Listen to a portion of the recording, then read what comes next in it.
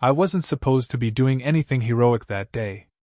The assignment said routine perimeter sweep, which in human terms means walking around, checking boxes, and trying not to trip over alien plants that look soft but sting like bad decisions. I was already annoyed, mostly because my boots were new and the ground wasn't cooperating. That's when I heard the noise. It wasn't a scream. It wasn't a distress beacon either. It was a thin, sharp yip, too small to be threatening, too frantic to ignore.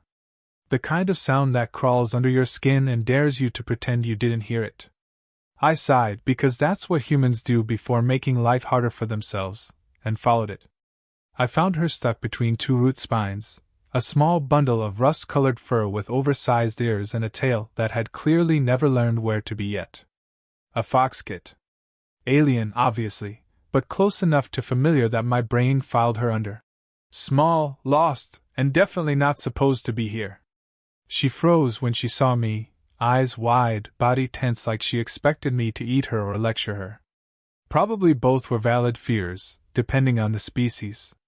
Hey, I said softly. Humans always say hey. We don't know why.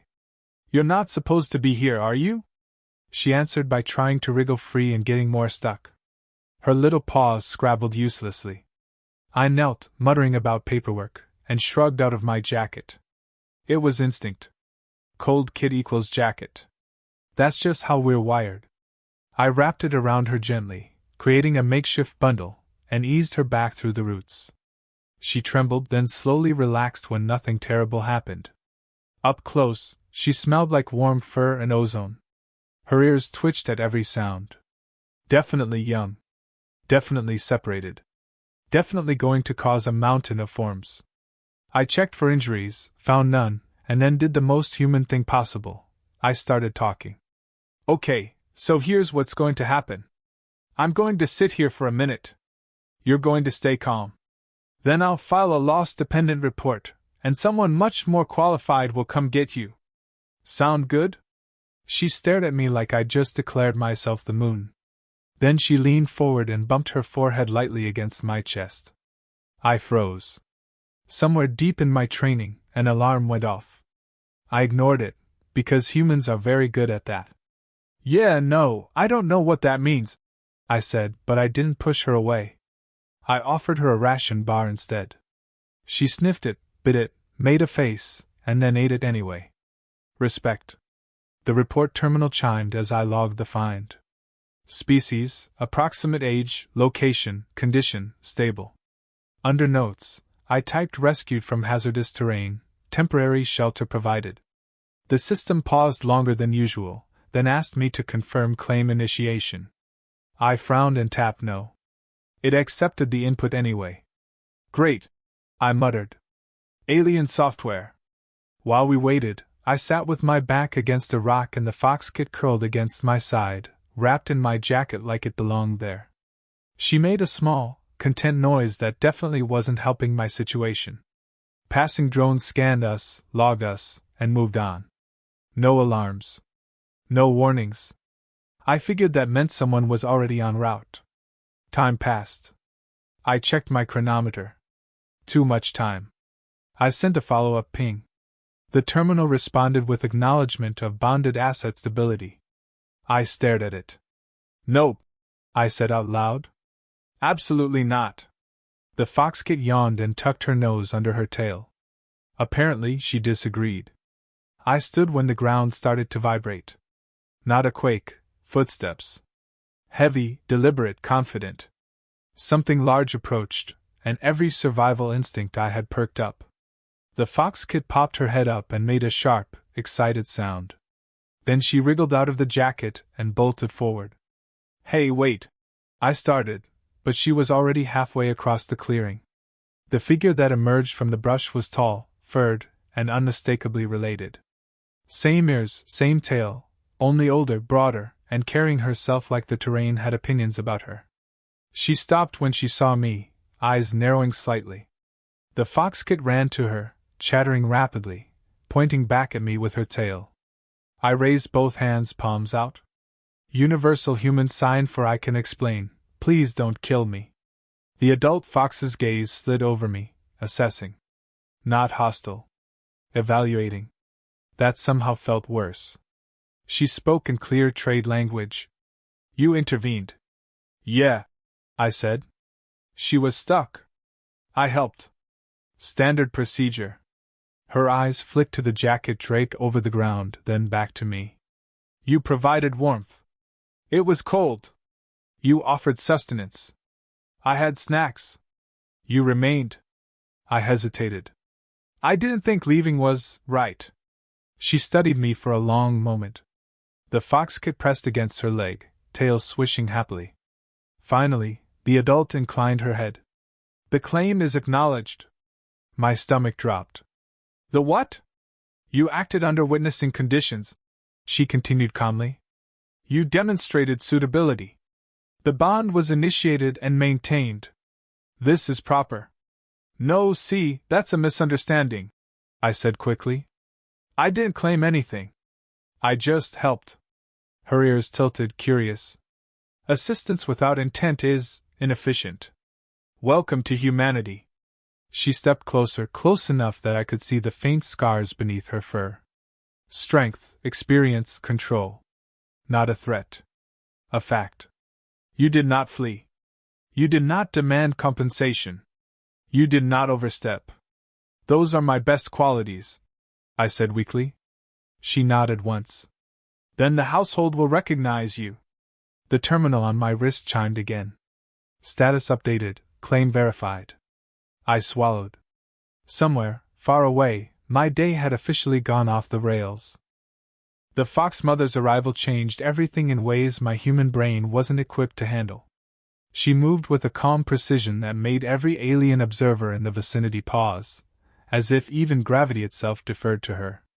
The fox kit scrambled around her feet, yipping in excitement, tugging lightly at her tail and occasionally glancing back at me with an expression that said, "See? You're about to be in trouble." She stopped a few meters away and folded her arms, or the equivalent appendages. Her eyes scanned me slowly, calculating, dissecting my every feature for signs of worthiness. I wanted to back up, explain the situation, or at least make a joke, but my instincts told me none of those things were safe. I tried anyway.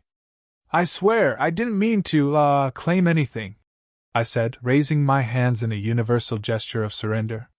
Her ears twitched once, then twice, and she gave the faintest inclination of her head. You intervened with no expectation of reward, she said in her formal, measured voice. You provided protection, sustenance, warmth, and stability. According to our customs, this is sufficient to initiate a binding claim. I blinked. Binding what? Wait, no, that's a misunderstanding. I stopped. My logic circuits were melting faster than a solar panel in a desert storm. She wasn't listening for explanations, she was cataloging, measuring, and rendering judgment. The fox kit leaped up and tugged at my jacket, apparently attempting to reinforce her mother's point. I sighed. Yes, I helped. Happy? I muttered. Her gaze intensified. You did not flee under observation. You remained calm, patient, and resilient under duress. You acted in accordance with ancestral expectation. You demonstrated suitability. Suitability for what, I thought? Rescue missions? Babysitting? Or marriage? My human vocabulary struggled to map to alien legalese. You will reside in my household, she stated flatly. The claim is verified. I laughed nervously, because screaming felt too direct. Right. That's great. Totally great.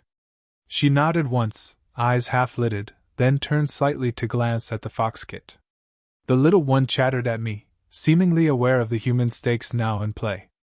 I realized that what I thought was a simple act of rescue had escalated into something far more complicated, an official, binding, alien legal matter. And somehow, I was at the center.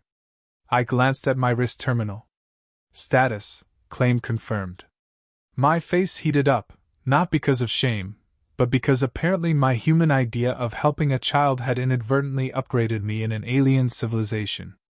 I guess I'm officially part of your household, I said cautiously, trying to sound casual while my stomach roiled. Yes, she replied. Bound by law, duty, and expectation. Your role is defined. The bond is acknowledged. Compliance is mandatory. I gulped. Mandatory compliance. Got it.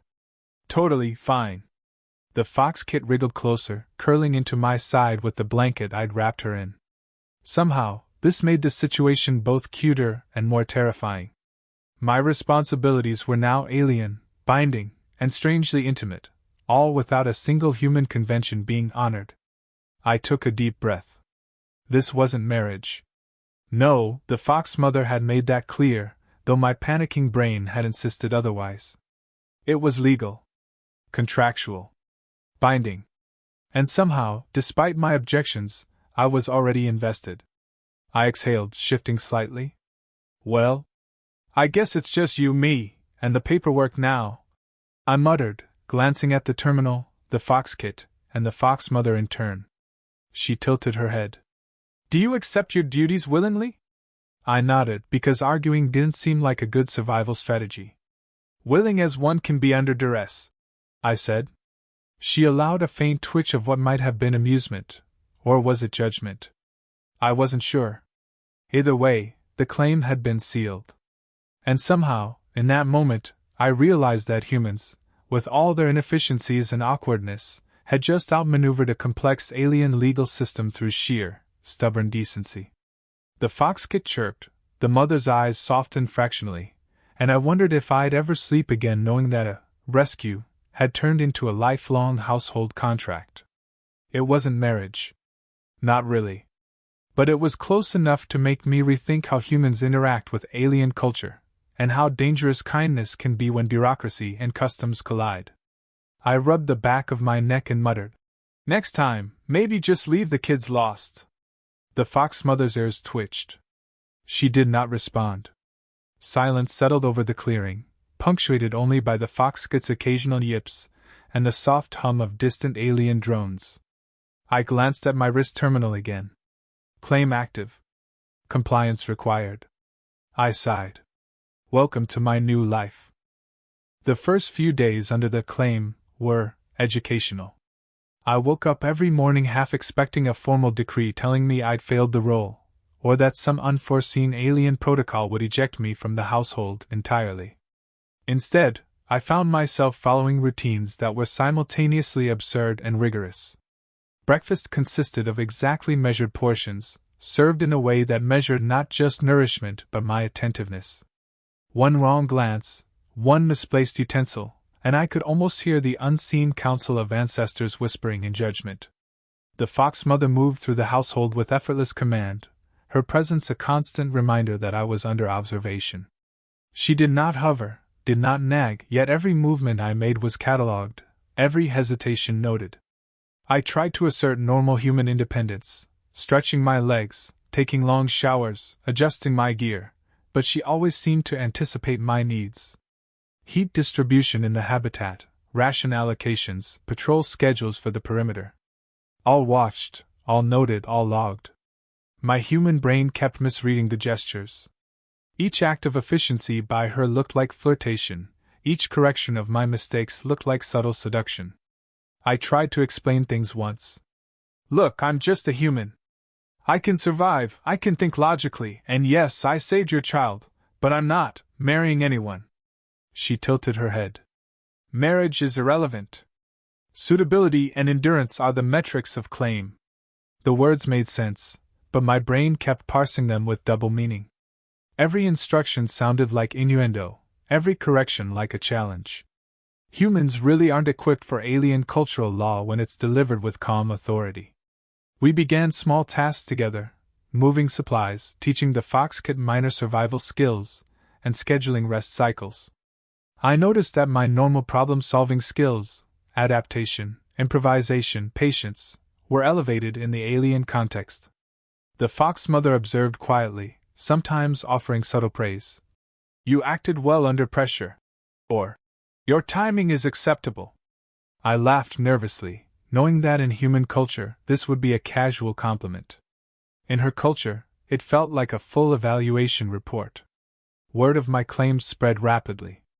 Visiting aliens would nod in approval, whisper to each other about the humans' bonding efficiency, and occasionally offer tips I didn't understand. Ensure night vigilance, one said. I assumed it was metaphorical. The fox mother didn't correct me, but the twitch of her ears said otherwise. Feeding schedules became tests of patience, shared chores became endurance trials. Every mundane act became exaggerated under their cultural lens, and I realized my average human efficiency made me extraordinary by alien standards.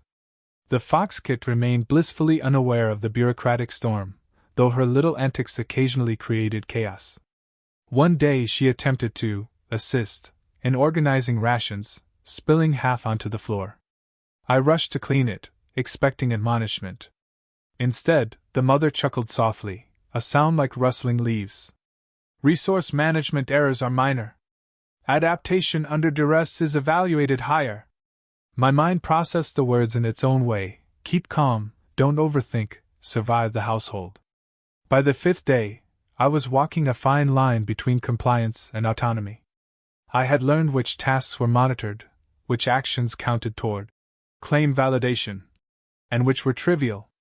Double meanings surrounded me: shared warmth, proximity, vigilance, all mundane tasks twisted through cultural interpretation. My humor kept me sane. Apparently feeding a child counts as marital prowess, I muttered under my breath while adjusting rations. The fox mother's ears twitched, and I froze. She had heard me. Or maybe not. Either way, she did not scold me. Evenings were the strangest. We would sit in the common space, doing tasks that appeared collaborative but were really ceremonial observation. I tried small talk. So, how long does a claim last? She replied, perfectly serious. Until the bond is no longer viable, or until the council approves termination. I laughed nervously. My human mind read this as extreme commitment. Her culture read it as a standard legal clause.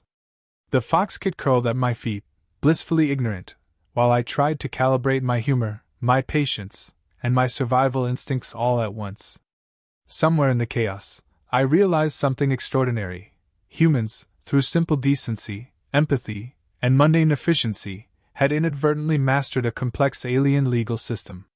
My awkwardness, patience, and unwillingness to flee had elevated me to a status that even my alien observers respected. I was no longer just a human interloper. I had become a benchmark, a standard against which efficiency, patience, and bond reliability were measured. I ended that day exhausted but oddly proud. My body ached, my mind was stretched, and my humor was tested, but I understood that claim was more than ownership, it was an honor. Every mundane act, every awkward human gesture, had shifted the household dynamics subtly. I was no longer just a human who rescued a lost fox kit. I had become something both significant and absurd, the human who accidentally redefined alien expectations of bonding, duty, and domestic efficiency. The fox mother glanced at me once as we tidied the habitat together. "Your performance is acceptable," she said. I nodded, silently translating it: I'm surviving.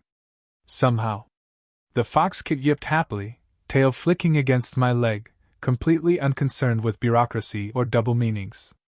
And for the first time, I laughed, fully aware that my human humor had survived alien scrutiny and that my role, while legally binding, was somehow enjoyable. By the end of the first week, I had come to terms with my peculiar new life. The fox mother had explained, in the calm, deliberate cadence of her culture, exactly what my duties entailed. They were mundane yet critical: patrol the perimeter, ensure the fox gets safety, manage rations, maintain warmth distribution, and inexplicably, provide companionship without overstepping. Each duty came wrapped in legalese that sounded suspiciously like romance, and I had learned to laugh nervously at the double meanings while taking everything seriously. I decided it was time to try a human approach to clarifying boundaries. Sitting across from her at the communal table, I pulled out a data pad. "Look, I think we need to formalize this," I said. She tilted her head. "Formalize?" she asked. I nodded. "Yes. For clarity. Let's define our roles, duties, limits, and expectations, human style. Her ears twitched. She had not heard a proposal framed like this before. Go on, she said. I drafted a simple contract, clear definitions of time spent on chores, rest cycles, responsibilities for the Fox kit, and importantly, clauses that allowed voluntary departure or refusal. I explained each point, careful to phrase words that might otherwise sound like double entendres with neutral terminology. Surprisingly, she read each line with meticulous attention, occasionally nodding in approval, occasionally raising a brow at concepts that were foreign but fascinating. By the time we finished, she leaned back and regarded me in a way that felt approving but not patronizing. You have adapted alien law to human efficiency, she observed. It is unconventional, but effective. I allowed myself a small, triumphant smile. Exactly. Efficiency with empathy. That's human style. The Fox kit yipped in approval, bouncing on the floor between us. I realized she had been our silent auditor all along, her tiny presence constantly reminding us that rules existed for protection and growth, not control. I laughed to myself. Somewhere, a bureaucrat in her society was probably drafting a commendation for me. Human demonstrates adaptive bonding and procedural innovation under duress. Over the next days, the household settled into a rhythm. Tasks were completed, rations distributed, patrols conducted. The Fox mother remained calm, occasionally observing, occasionally guiding, always ensuring the system functioned smoothly. I found humor in the absurdities. How seriously alien law treated ordinary actions, how the Fox kit's innocent antics complicated protocols, how my human instincts, simple and flawed, had inadvertently elevated me in their societal hierarchy. I also learned to anticipate the double meanings embedded in every instruction. Ensure warmth distribution might literally mean monitoring habitat temperatures, but culturally it also hinted at care, attention, and subtle bonding. Night vigilance could be a security duty, but linguistically it suggested shared responsibility and trust.